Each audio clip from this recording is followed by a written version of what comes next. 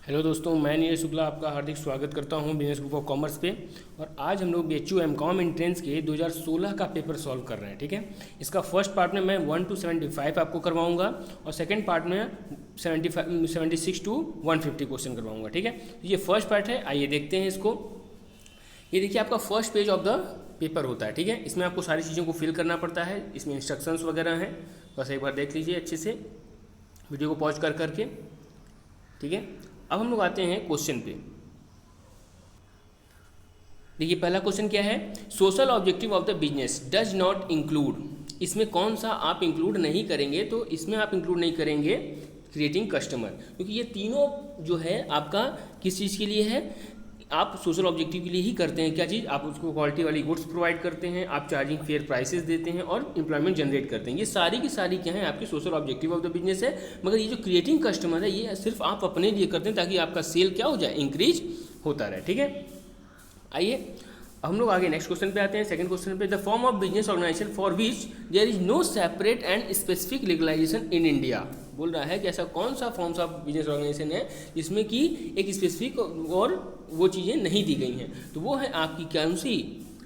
आप जानते ही हैं, सोल प्रोप्राइटरशिप यानी कि एकांकी व्यापार। इसी में क्या होता है, ज़्यादा कानूनी कार्रवाई नहीं होती है। ठीक है, नेक्स्ट क्या है आपका, extractive industry does not include. Extractive industry में कौन सा इंक्लूड नहीं होता है?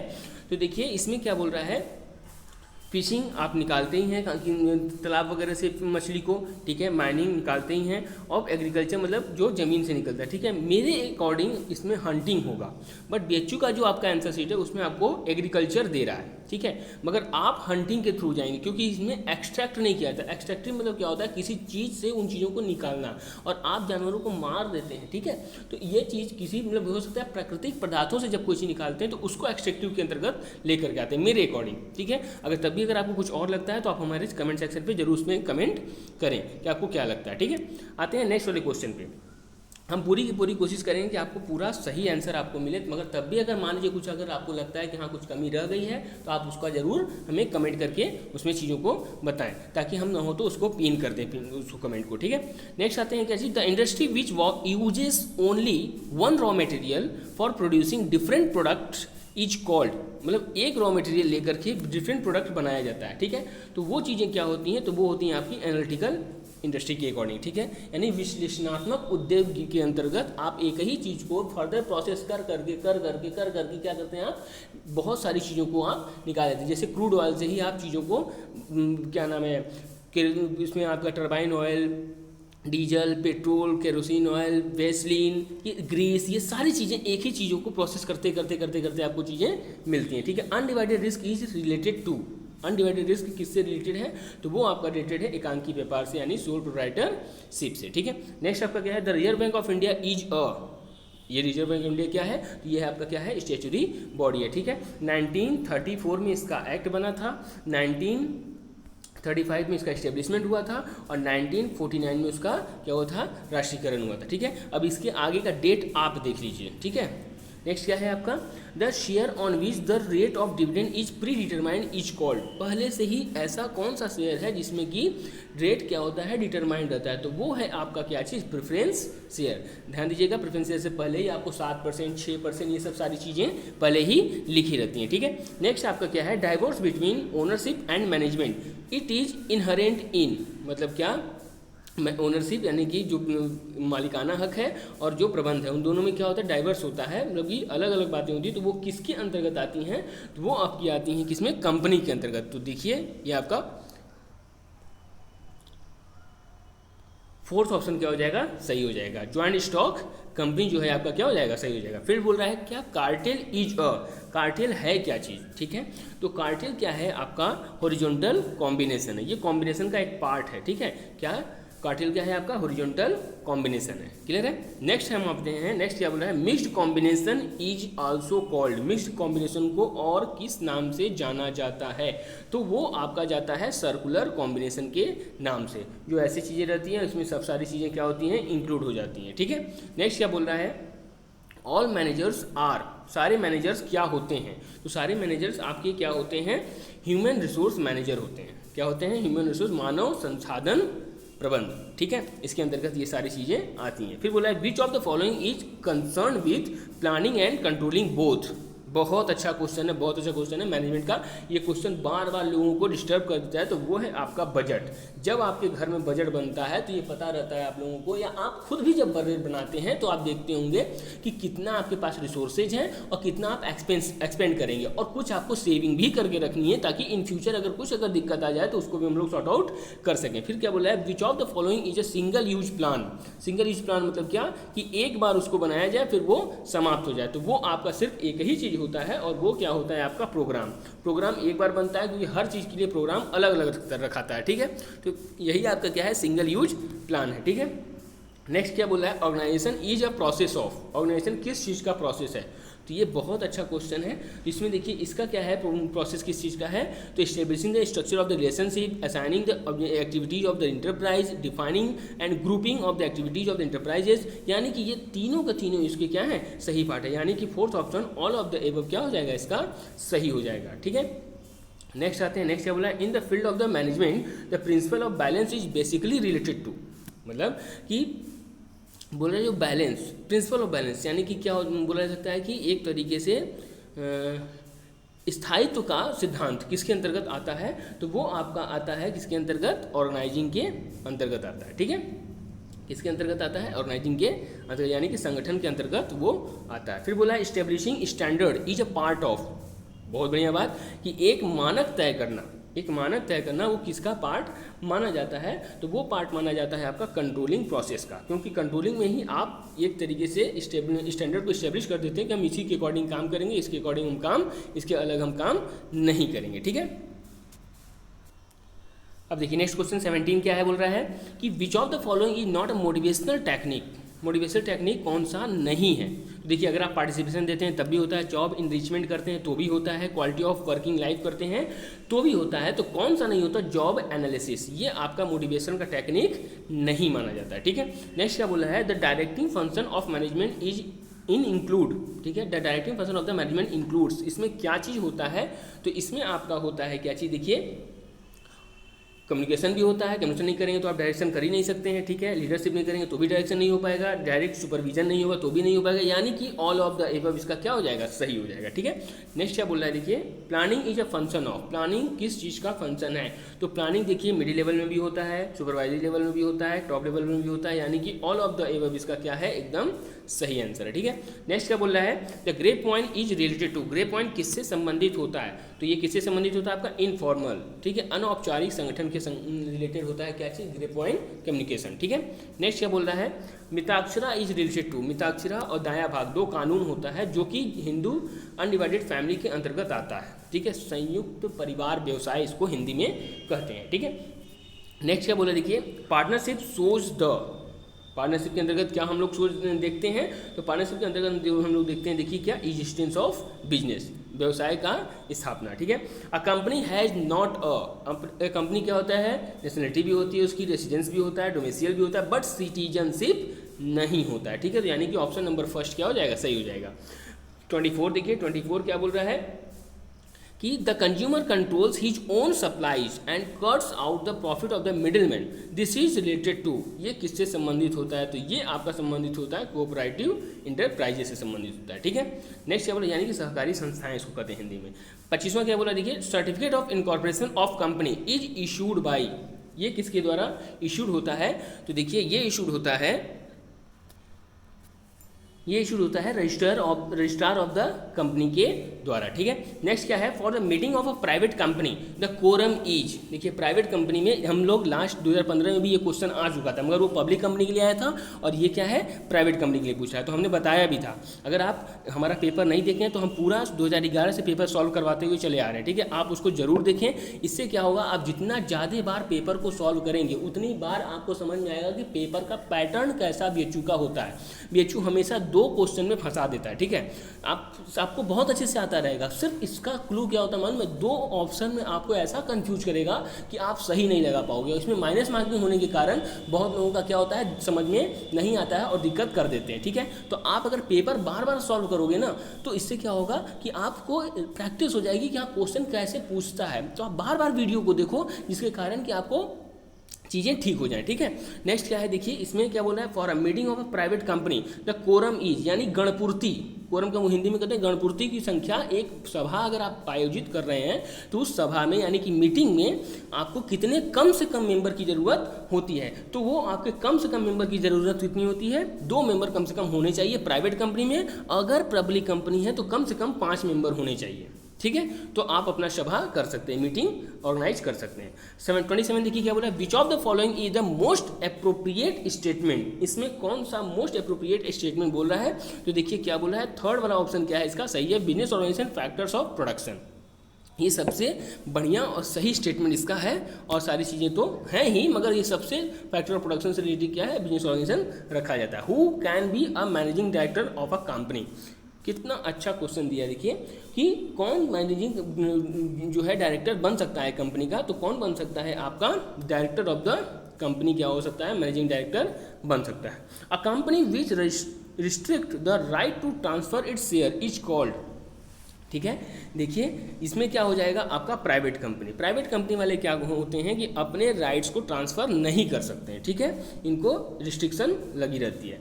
30 के देखिए क्या बोल रहा है, the doctrine of indoor management protects the interest of the, मतलब इंडोर मैनेजमेंट जो है उसको वो किस चीज़ों को प्रोटेक्ट करता है, तो वो आपका प्रोटेक्ट करता है आउटसाइडर्स को, ताकि अगर आप इंडोर में अगर कोई भी काम करते हैं तो वो चीज़ें क्या हो जाए, समझ में आ जाए, किसी को भी कोई लॉस ना हो, ठीक है। Which of the following statement is normally untrue, हमेशा ये सही नहीं माना जाता है, तो वो क्या है आपका, देखिए वो है आपका नॉर्मल कंपटीशन क्रिएट्स कॉम्बिनेशन। देखिए नॉर्मल जो कंपटीशन होता है वो ज़्यादातर कॉम्बिनेशन होता है, ये क्या है, अनट्रू है। और बाकी देखिए effects of the war creates combination, सही बात है, जब वॉर होगा, युद्ध होगा, तब कॉम्बिनेशन लोग कर लेते हैं। और traction of the foreign existence, अगर आप विदेशी चीज़ों को अपने बाद उसमें जोड़ना चाहते हैं तो भी आप लोग कॉम्बिनेशन कर लेते हैं, संयोजन कर लेते हैं। और बिजनेस साइकिल्स क्रिएट्स कॉम्बिनेशन, और बिजनेस की साइकिल भी कॉम्बिनेशन के लिए उतारू कहलाती है। मगर ये जो है नॉर्मल कंपटीशन में कोई भी व्यक्ति, कोई भी फर्म कॉम्बिनेशन की तरफ मूव नहीं करता है, ठीक है।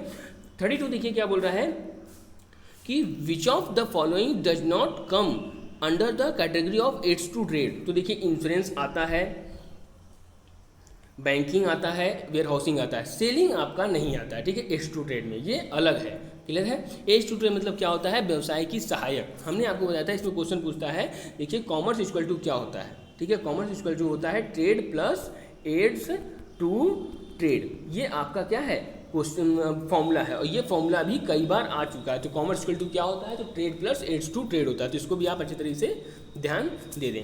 33 देखिए, who had classified money under the heads of actual money and money of account, यानी कि वास्तविक मुद्रा और हिसाब की मुद्रा को कौन बोला है, तो वो आपके बोले हैं बहुत ही जाने माने आपके जो व्यक्ति हैं वो हैं किन्स महोदय ने इन बात को कहा है, ठीक है। अब देखिए, the country which was first in world to make use of paper money is, कौन है, तो आप जानते हैं कौन है, बहुत ही अच्छा क्वेश्चन है, बार बार पूछा भी गया है, ये है चाइना। चाइना ही क्या करता है, सबसे पहले पेपर मनी को यूज किया था। दो quantity of money is synonyms of, quantity of money किस चीज़ का सिनोनिम्स है, तो ये देखिए आपका सिनोनिम्स है किस चीज़ का, सप्लाई ऑफ मनी का, क्लियर है। नेक्स्ट क्या है, मतलब कि मुद्रा की आपूर्ति का। 36 देखिए, inflation is a boon to, inflation किसका बून है, तो इन्फ्लेशन आपका बून है एंटरप्रेन्योर्स का, ठीक है, बून मतलब क्या बोला जा सकता है कि हानि है, ठीक है। नेक्स्ट क्या है, y इक्वल टू क्या होता है, y इक्वल टू क्या होता है 37 का देखिए, c plus S does not indicate, किस चीज़ को इंडिकेट ये नहीं करता है, ये एक स्टेटमेंट आपको फॉर्मूला दिया हुआ है, ये किस चीज़ का इंडिकेशन नहीं करता है, तो ये the volume of total monetary resources का इंडिकेशन नहीं करता है ये, ठीक है, ये मतलब जो आप सब चीज़ों को टोटल कर देते हैं उसका ये इंडिकेशन नहीं करता है। 38 देखिए, the concept of inflationary gap was given by, inflationary gap मतलब कि जो बोला जाता है जो मुद्रा प्रसार का जो गैप है वो किसके द्वारा दिया गया था, तो वो आपको दिया गया था किन्स के द्वारा, ठीक है। नेक्स्ट क्या है आपका, the agency function of a commercial bank includes, agency function में कॉमर्शियल बैंक की किस चीज़ों को हम लोग इंक्लूड करते हैं, तो हम लोग करते हैं इंक्लूड ट्रांसफर ऑफ फंड को, ठीक है। नेक्स्ट क्या देखिए, the assets of the bank does not include मतलब जो बोल रहा है एसेट्स ऑफ द बैंक में किन चीज़ों को हम लोग इंक्लूड नहीं करते हैं, तो हम लोग नहीं करते हैं किन चीज़ों को, डिपॉजिट को। डिपॉजिट क्या होता है, लाइबिलिटी होती है बैंक की, ठीक है, जो हम लोग जमा करते हैं बैंक के पास। Market is created by, market किसके द्वारा क्रिएट किया जाता है, तो मार्केट आपको क्रिएट किया जाता है बिजनेस मैन के द्वारा, ठीक है। नेक्स्ट क्या बोल रहा है, according to the Peter F Drucker the only valid purpose of business is to, valid purpose क्या है बिजनेस करने का, तो वो है आपका 42 का देखिए, बीएचयू तो बोल रहा है क्रिएटिंग कस्टमर, ठीक है, मगर बहुत लोग आपको अर्निंग प्रॉफिट बोलेंगे, ठीक है, मगर आप क्या है क्रिएटिंग कस्टमर के द्वारा ही चाहिए, क्योंकि पीटर एफ ड्रकर का ये स्टेटमेंट बोला है, इसलिए वो क्रिएट कस्टमर्स ही बोले हैं, ठीक है। फर्स्ट वाला ऑप्शन इसका सही है। फिर बोला है distinguish unemployment is a feature of, unemployment किसका फीचर है, तो देख लीजिए किस चीज़ का फीचर है आपका, एग्रीकल्चर का। इसमें बार कभी पूछा भी जाता है मौसमी बेरोजगारी, मतलब कि मौसम के कारण जो बेरोजगारी होती है, अनएम्प्लॉयमेंट होता है फ्रॉम द वेदर, तो वो कौन सा होता है, तो वो भी आपका क्या होता है, एग्रीकल्चर ही माना जाता है, ठीक है। बोला इकोनॉमिक इनइक्वालिटी लीड्स टू, आर्थिक तरीके से जो हम लोगों में अनबैलेंस होते हैं वो किसके द्वारा आते हैं, तो वो आपके देखिए एक्सप्लॉयटेशन होता ही है, उसमें क्लास कॉन्फ्लिक्ट होता ही है, उसमें मॉरल डिग्रेडेशन होता है, और मतलब कि ऑल ऑफ द एबव, यानी कि इसका फोर्थ ऑप्शन क्या है, सही है, ये तीनों ऑप्शन ही इसकी क्या है, सही है। नेक्स्ट क्या बोल रहा है, in India the central banking functions are perform by, बहुत अच्छी बात, बहुत अच्छा क्वेश्चन भी बोला है। अभी हम लोग ऊपर भी बात किए थे कि इस तरीके से क्वेश्चन आया था, तो आप जानते हैं कौन है, RBI, reserve bank of India क्या है, स्टैट्यूटरी बॉडी है, और यही क्या करता है, सेंट्रल बैंकिंग का काम करता है, ठीक है। बोल रहा है for business globalization creates more, business जो है उनका ग्लोबलाइजेशन जो होता है वो किन चीज़ों को ज़्यादा से ज़्यादा करता है, तो ध्यान दीजिए, जब कोई चीज़ की अच्छाई आती है तो उसके संग संग कुछ बुराई आती है, और जब कोई चीज़ की बुराई आती है तो उसके संग संग कोई अच्छाई आती है, ये जीवन का मूल्य है। तो यहाँ पे भी वही बात बोल रहा है कि अगर भूमंडलीकरण हो रहा है, ग्लोबलाइजेशन हो रहा है, तो आपके पास अपॉर्चुनिटी भी आएगी और चैलेंजेस भी आएंगी, यानी कि ऑप्शन नंबर थर्ड क्या है आपका, एकदम सही है, ये थर्ड आपका क्या है, आंसर सही है, क्योंकि अपॉर्चुनिटी और चैलेंजेस दोनों मिलती हैं, ठीक है, अवसर और चुनौतियाँ। Globalization is a beneficial for, globalization किसके लिए बेनिफिशियल होता है, तो देखिए competing firms and consumers, consumer को अच्छी अच्छी चीज़ें मिलती हैं, और फर्म को क्या होता है, कंपटीशन का एक भावना पैदा होता है, जिसके कारण कि कंज्यूमर को वो अच्छे से अच्छा प्रोडक्ट प्रोवाइड करते हैं। Basically greater productivity is the result of, greater productivity किसके द्वारा होता है, तो आप जानते हैं कि अगर टेक्नोलॉजी नहीं रहेगी तो हमारी प्रोडक्टिविटी नहीं बढ़ सकती है, ठीक है।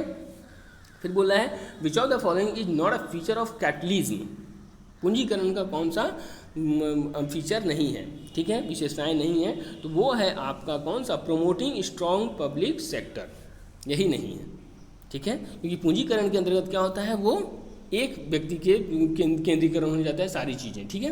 नेक्स्ट क्या बोल रहा है, इसमें सोशलिज्म होता है पब्लिक सेक्टर में।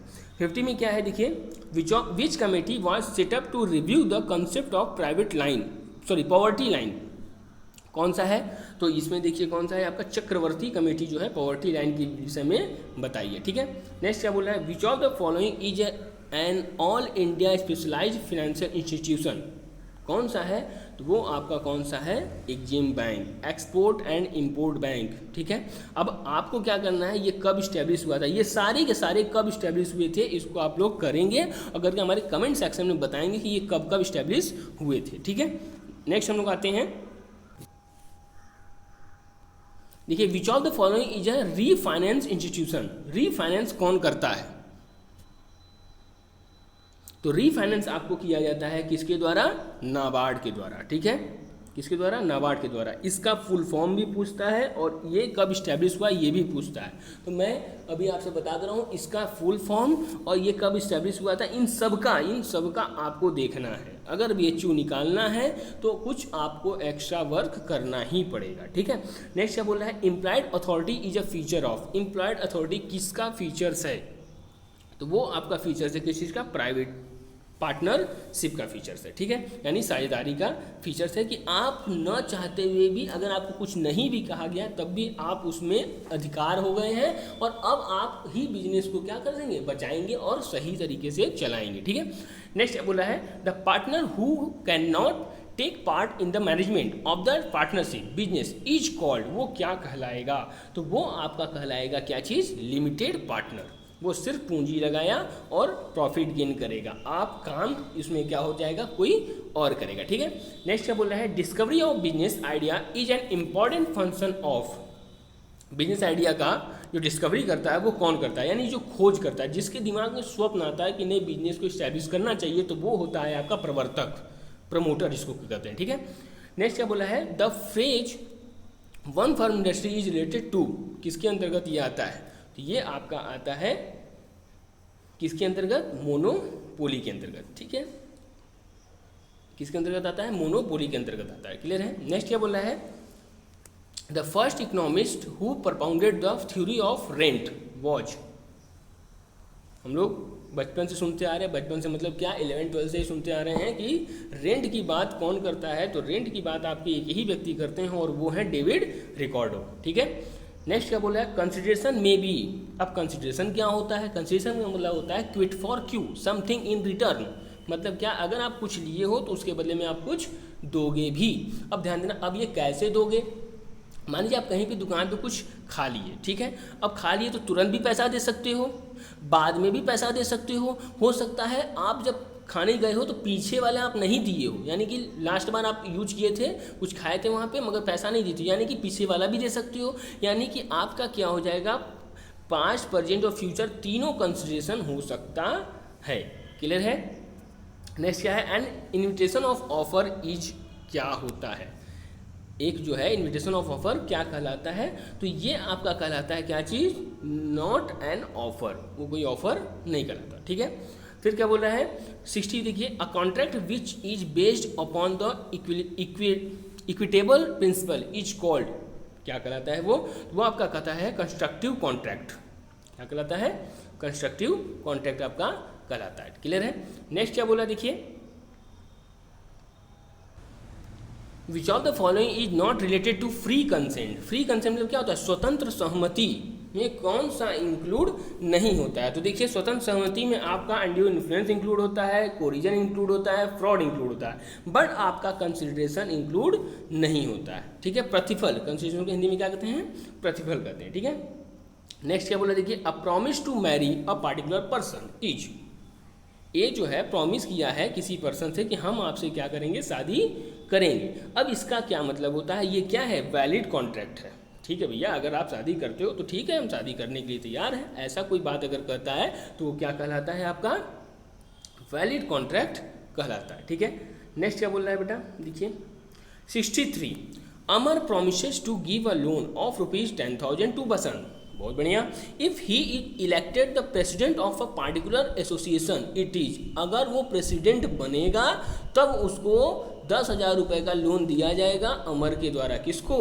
बसंत को, तो वो क्या कहलाता है आपका, वो आपका क्या कहलाएगा, कंटीजेंट। अब भैया वो प्रेसिडेंट बनेंगे कि नहीं बनेंगे, इसमें क्या है, कन्फ्यूजन है, अगर बने तो ठीक, नहीं बने तो ठीक, तो इसमें इसको कंटीजेंट कॉन्ट्रैक्ट कहते हैं, यानी कि संयोगिक अनुबंध इसको हिंदी में बोला जाता है। 64 देखिए क्या बोल रहा है, in a contract of indemnity the number of parties is, indemnity में कितने पार्टीज होते हैं, तो देखिए इंडेमनिटी में आपके 2 पार्टीज होते हैं। ठीक है, नेक्स्ट क्या बोल रहा है देखिए, mercantile agent do not include, mercantile agent के अंतर्गत कौन नहीं आते हैं, तो आपके कौन नहीं आते हैं, ध्यान से देखिए, स्पेशल एजेंट इसमें नहीं आते हैं। ठीक है, फैक्टर आते हैं, आपके कमीशन एजेंट आते हैं, ब्रोकर आते हैं, बट स्पेशल एजेंट इसके अंतर्गत नहीं आते। Bailment is related to, bailment किससे रिलेटेड होता है, तो बेलमेंट आपका रिलेटेड होता है मूवेबल गुड्स से।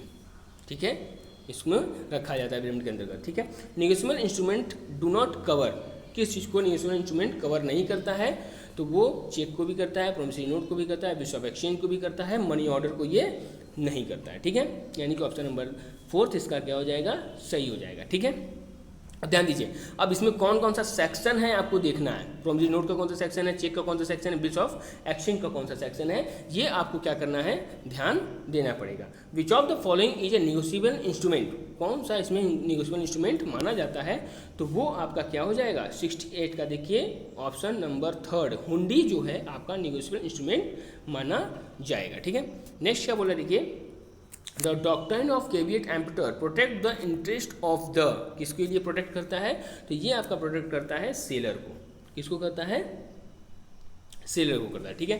नेक्स्ट क्या बोल रहा है, which of the following is not an essential characteristics of a contract of sales of goods, कौन सा इसका एसेंशियल कॉन्ट्रैक्ट नहीं होता है, तो कौन सा नहीं होगा आपका, कंडीशंस, ये आपका नहीं माना जाता है, ठीक है। देखिए, which of the following is not related to a bills of exchange, कौन इससे रिलेटेड नहीं होता है, तो ये आपका कौन सा रिलेटेड नहीं होता है, ऑप्शन नंबर 3 प्रॉमिस टू पे, ये होता है आपका प्रतिज्ञा पत्र से, यानी प्रोमिसरी नोट से रिलेटेड होता है, ठीक है। 32 the term in affluence society was popularized by, किसके द्वारा ये लाया गया, तो ये आपका लाया गया किसके द्वारा, G.K. गिलबर्थ के द्वारा ये लाया गया, ठीक है। The part of aggregate demand which does not change with variations in consumers income is called, क्या कहलाता है वो, एग्रीगेट डिमांड, वो कहलाता है आपका कौन सा, एट ऑटोनोमस डिमांड कहलाता है, ठीक है। नेक्स्ट क्या बोला है, an optimum firm is one, optimum firm यानी कि अनुकूलन फर्म किसके कौन सा है, तो वो आपका कौन सा है, which has reached it's most efficient size, जिसका मोस्ट इफिशिएंट साइज है वही इसका क्या है, ऑप्टिमम कहलाता है, ठीक है। Which of the following is statutory books for a company, कौन सा स्टेचुरी बुक्स माना जाता है कंपनी के लिए, तो आपका ये स्टेचुरी बुक्स माना जाता है कौन सा, रजिस्टर ऑफ द मेंबर, ये क्या है, वैधानिक पुस्तक मानी जाती है, ठीक है। मैं इसमें 1 to 75 किया, ये आपका फर्स्ट पार्ट है, नेक्स्ट पार्ट जल्द से जल्द आपका मैं अपलोड कर दूंगा, ठीक है।